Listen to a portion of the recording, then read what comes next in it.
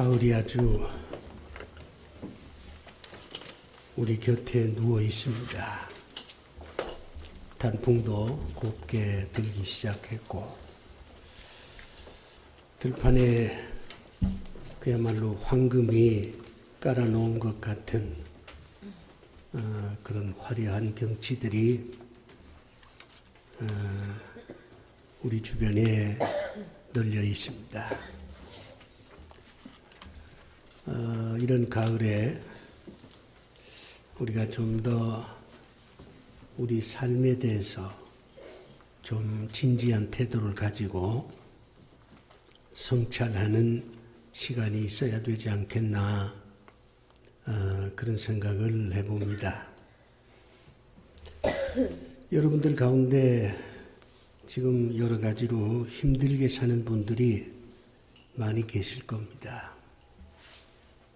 산다는 자체가 힘이 드는 거니까 그러려니 하고 생각하시면서 담담하게 사는 분들도 계시겠지만은, 그러나 그런 경우에도 어느 순간에 견디지 못하면 소리 없이 울면서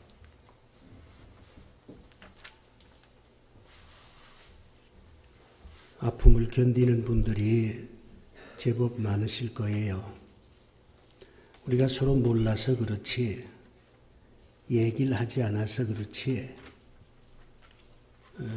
그야말로 남몰래 흘리는 눈물들이 참 많습니다.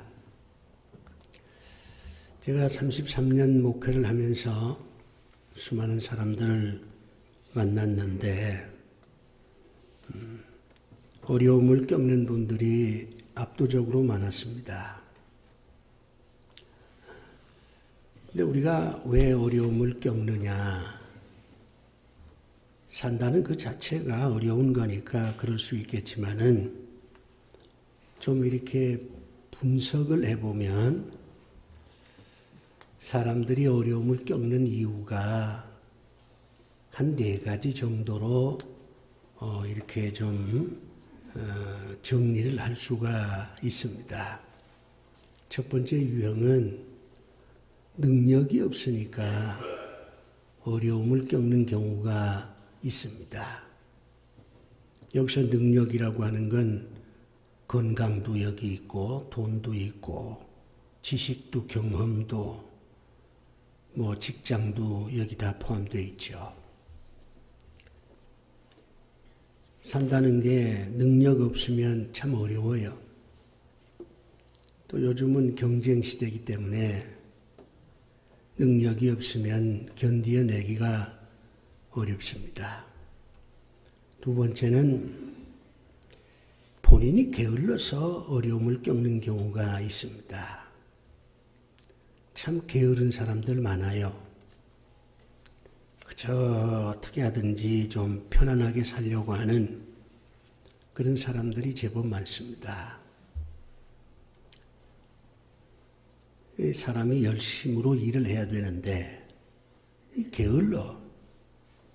그러니까 자연히 사람들한테 따돌림을 당하는 거죠.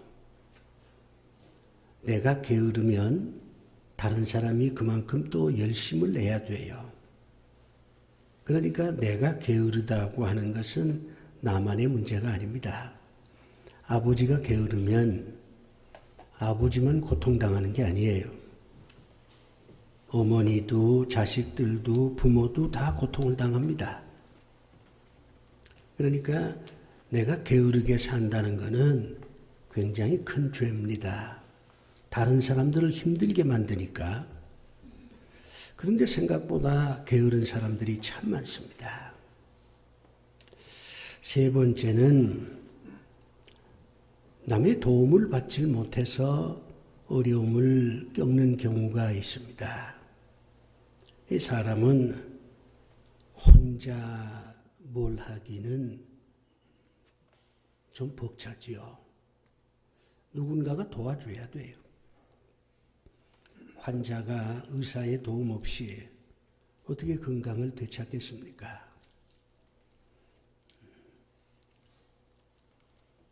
사장이 노동자의 도움이 없이 어떻게 회사를 이끌어갈 수 있겠어요? 인간은 누군가가 도와줘야 됩니다. 그런데 주변에 도와줄 사람이 없어요. 왜 도와주지 않느냐? 그거는 주변 사람들이 잔인해서 그럴 수도 있지만 사람들은 누군가를 도와줄 때는 가치지향적인 생각을 합니다. 내가 저 사람을 도울 가치가 있는가? 내가 저 사람을 도와주면 저 사람이 뭔가 좀 더 나아지겠는가? 내가 저 사람을 돕는 게 이게 보람 있는 일인가? 이런 걸 사람이 생각한다 그 말이죠. 그런데 가치가 없다.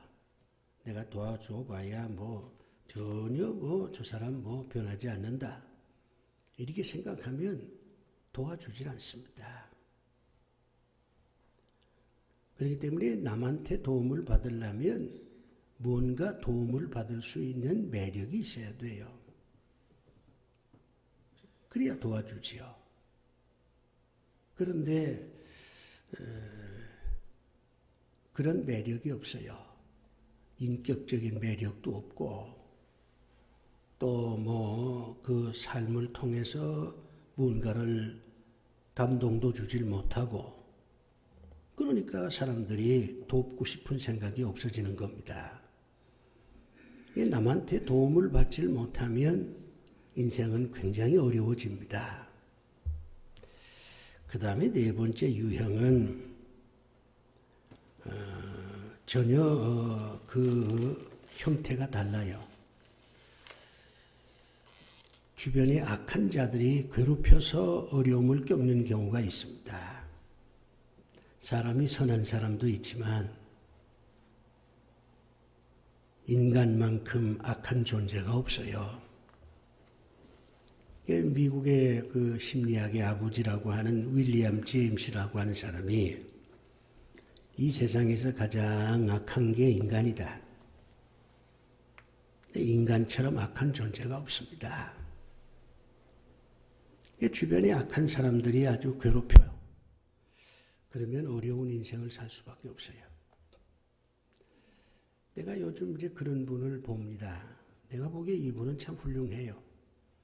열심히 일하고.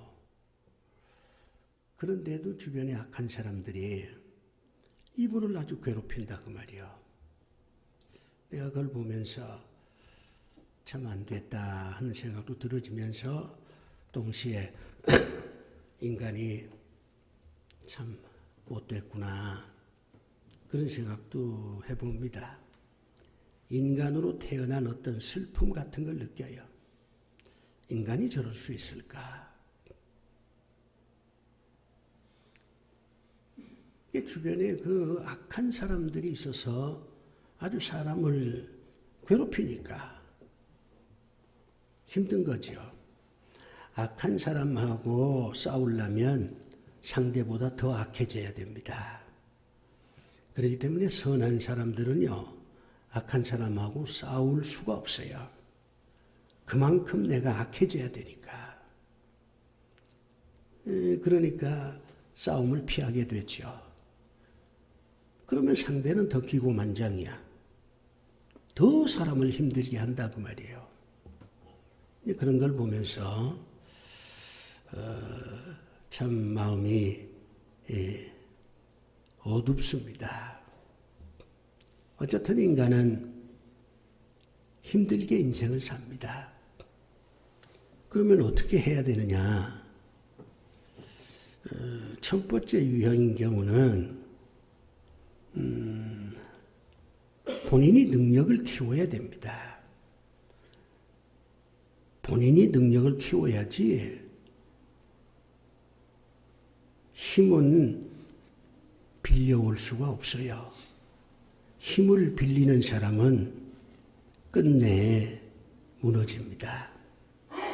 내 힘으로 살아야지 다른 사람의 힘을 빌려서 살 수가 없어요.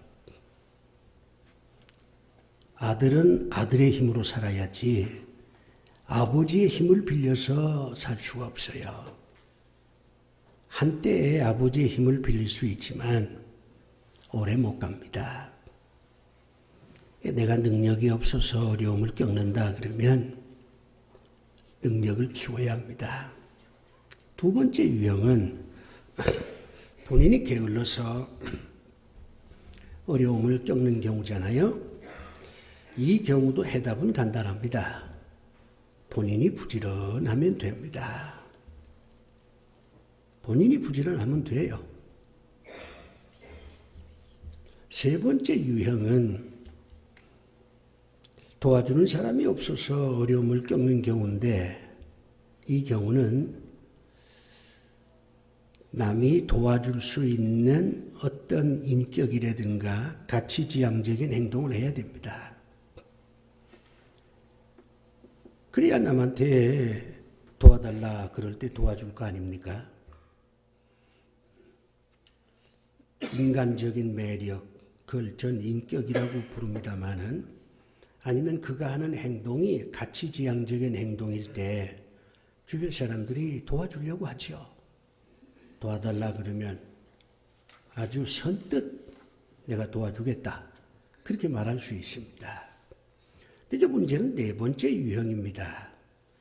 주변에 악한 사람들이 있어서 아주 어렵게 만든다 그 말이죠. 자, 이 경우는 어떻게 해야 되느냐? 싸울 수도 없고, 싸우면 내가 더 악해져야 되고, 그러니 이 네 번째 경우는 참 막막합니다. 그런데 오늘 시편 71편은 거기에 대한 해답을 하나님께서 주십니다.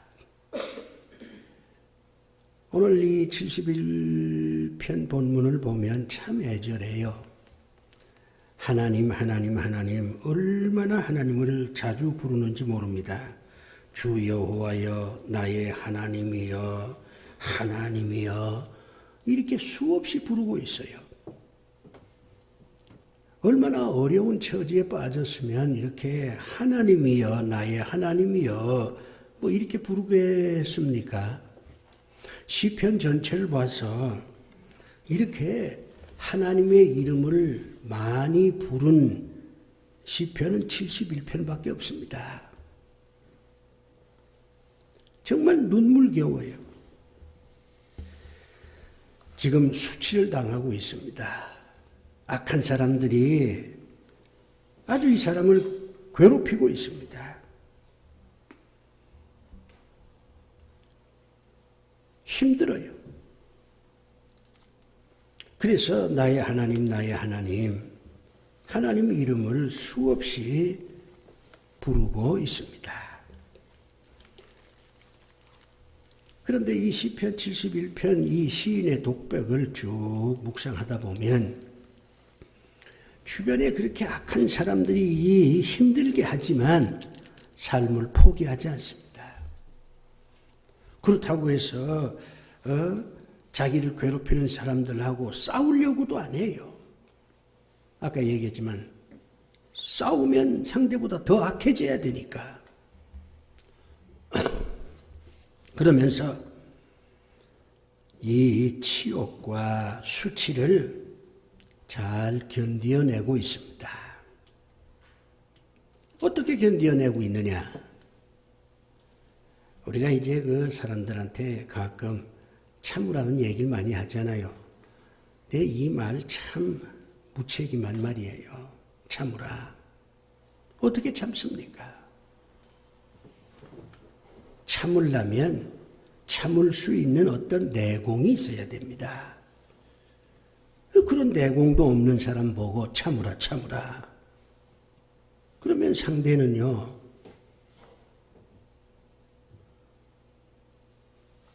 어찌할 바를 몰라요. 이 시인은 몇 가지 원칙을 정해놓았습니다.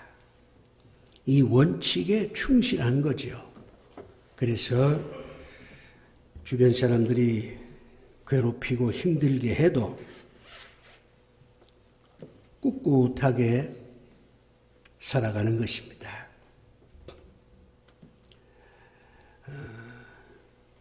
오늘 저는 이 말씀을 통해서 혹시 여러분들 가운데 다른 사람 때문에 힘들게 사는 분들한테 이 말씀을 통해서 삶의 지혜를 전하려고 합니다.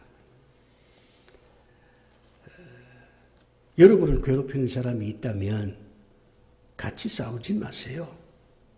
싸우면 여러분이 그만큼 더 악해져야 됩니다. 악은 더 큰 악을 만들어내요. 그렇기 때문에 하나님께서는 선으로 악을 이기라 그렇게 말씀하십니다.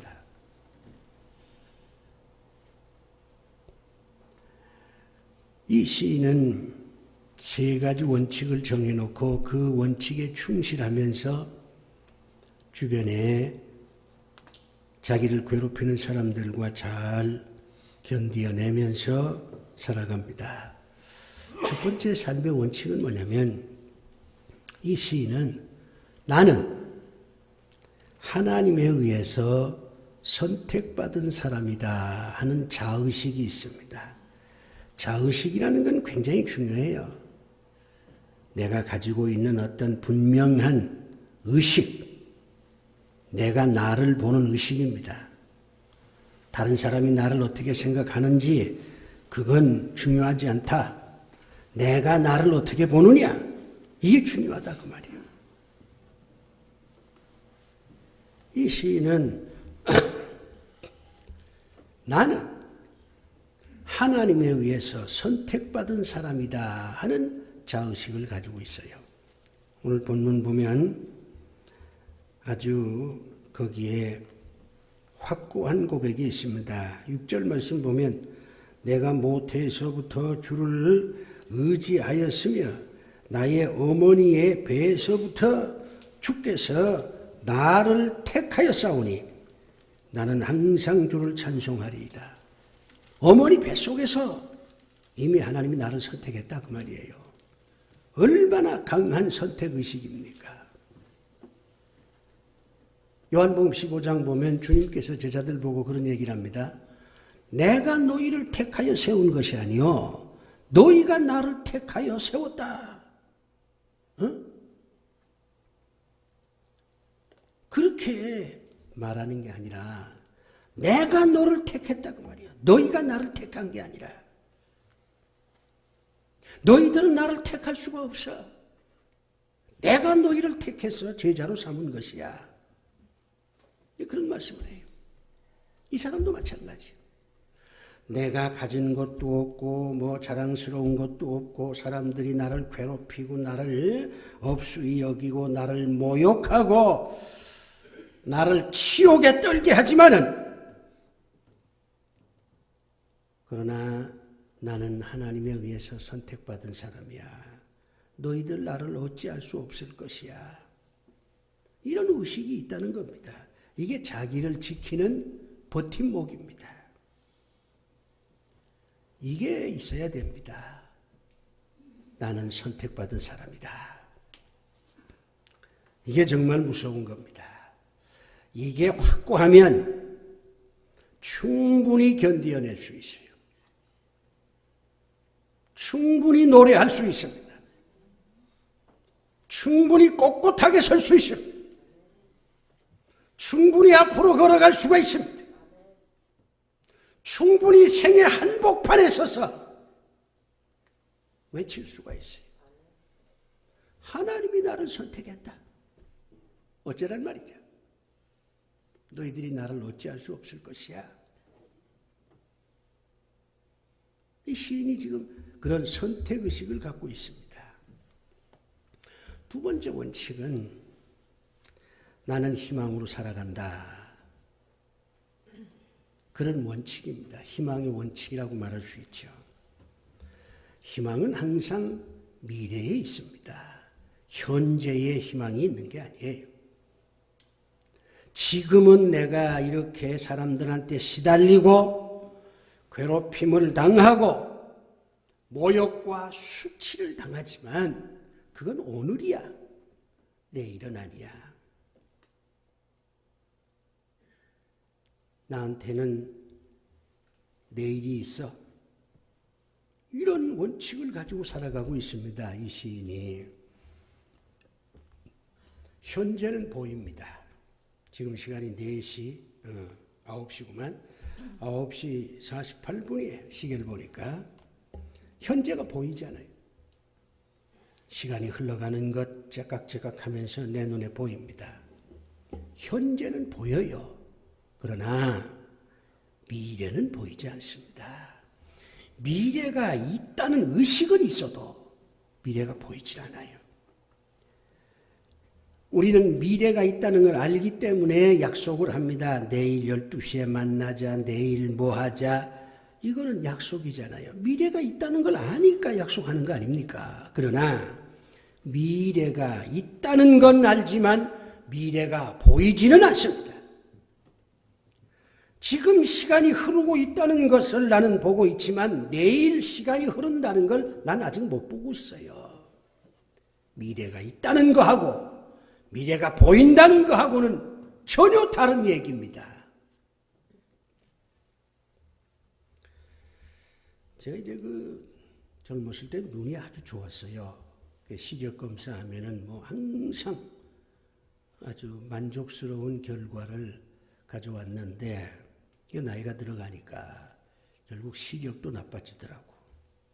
그러면 이제 글씨를 보잖아요. 여기 글이 있다는 게 보여요. 그런데 의미는 몰라. 글자가 가득 적혀 있다는 것은 보이지만은 읽을 수가 없으니까 어떤 의미로 이 책들이 쓰여지는지는 몰라요. 그러려면 어떻게 되느냐? 안경을 써야 합니다. 이 안경을 쓰면 이게 글자가 가득하다는 것도 보이지만은 문장을 읽을 수 있어요. 문장을 읽으니까 아하, 이런 뜻이구나, 저런 뜻이구나 알 수가 있어요. 미래도 마찬가지입니다. 미래가 있다는 의식보다 더 중요한 것은 미래를 보는 눈이 있어야 합니다. 근데 미래를 어떻게 보느냐? 아까 내가 안경을 쓰면 보인다 그러잖아요. 미래를 보는 안경이 있습니다. 안경점에 가면 수없는 안경들이 있는데 그 안경을 쓰면 글자가 좀 보이긴 하겠지만 미래는 안 보입니다. 미래를 보는 안경이 있어요. 그것이 믿음이라는 것입니다. 믿음이라고 하는 안경을 쓰면 미래가 있다는 의식과 동시에 미래가 보입니다.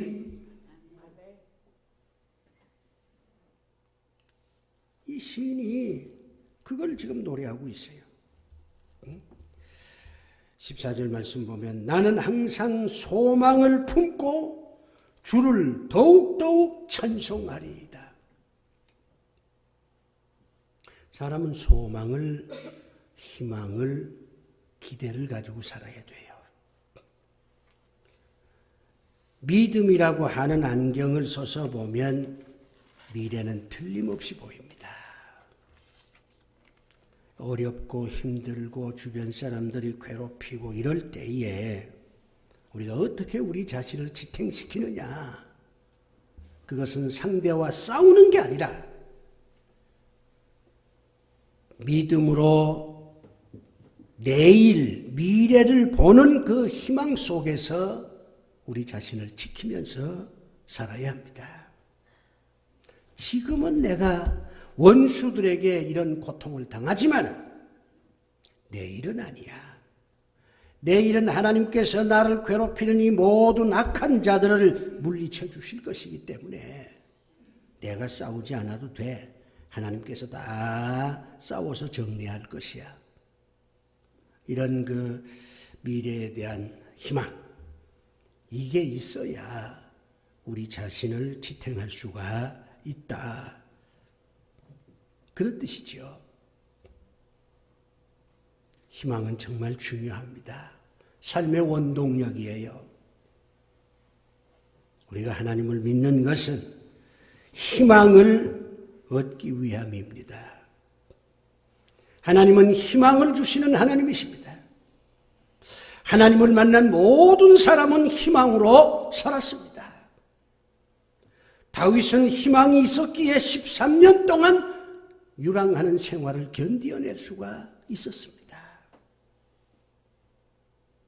모세는 희망이 있었기 때문에 사막에서 40년 동안 그렇게 고통을 당하면서도 그 책임을 놓지 않고 끝까지 감당할 수가 있었습니다.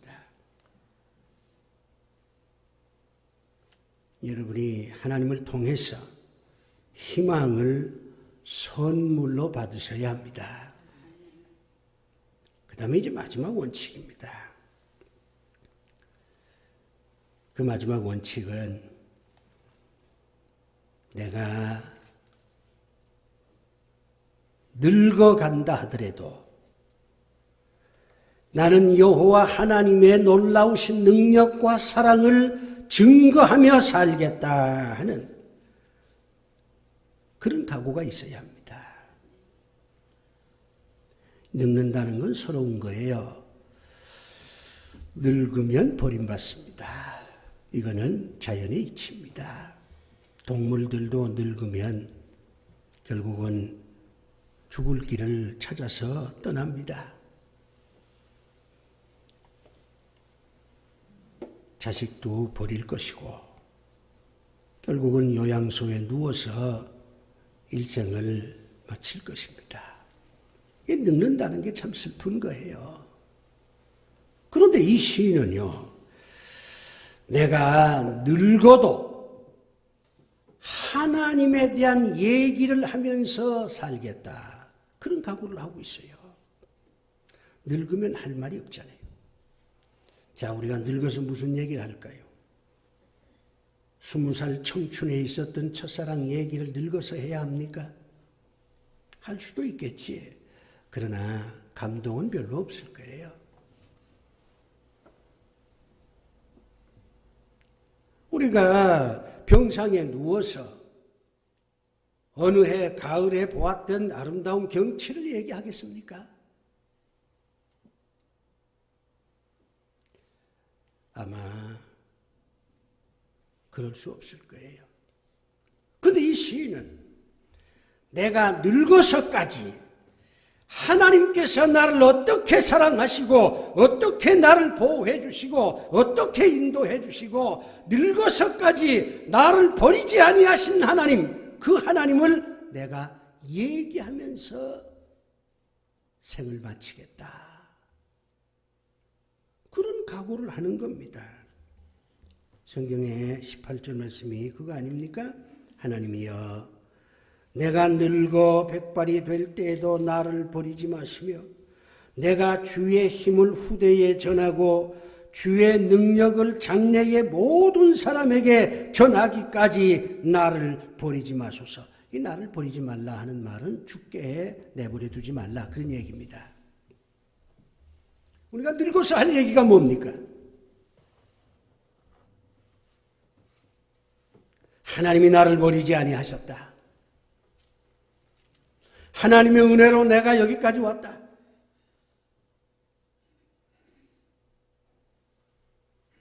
이제 죽으면 하나님께로 돌아갈 것이다. 이런 얘기를 해야 그 늙음이 아름다울 수 있습니다. 담담할 수 있고. 이 시인은 이렇게 막 주변의 악한 자들이 이렇게 괴롭힐 때 자기를 지금 지탱하고 있는 겁니다. 무너지면 안 된다. 쓰러지면 안 된다. 그렇게 자기한테 다짐을 하면서 세 가지 원칙을 고백하는 거예요. 너희들이 나를 어떻게 생각하든지 그건 상관없어. 나는 선택받은 사람이야. 고통은 오늘까지야. 내일은 나에게 좋은 날이 있을 것이야. 죽는 날까지 나는 하나님의 능력과 사랑과 위대하심을 증거할 것이야. 하나님 얘기를 하면서 내 인생을 끝낼 것이야. 그런 원칙을 지금 갖고 있는 거예요. 그러니 이분이 얼마나 행복합니까? 시달리긴 해도 무너지진 않지 않습니까?